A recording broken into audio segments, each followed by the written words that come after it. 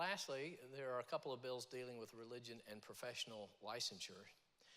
And we've been working on this for a couple of years, but in 2014, the American Counseling Association changed their ethical guidelines.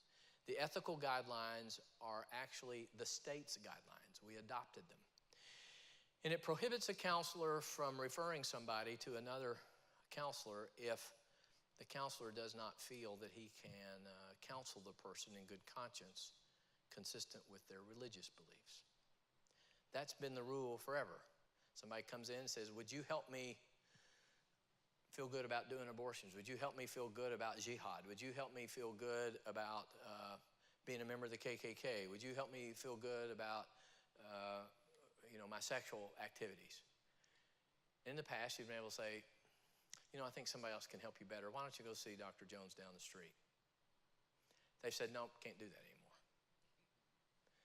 Now, I will tell you, it is alarming to me that our Department of Health wants to accept state employees. If you're a social worker or a counselor that works for the state, essentially they're saying, we're not going to follow the federal law and do our best to accommodate you unless it's a burden. Just don't go to the work for the state. If you're a person of religious conviction, just stay away. That disturbs me. Now, I know sometimes it can be impossible to accommodate somebody. But the state seems to want to say, we're not even going to try.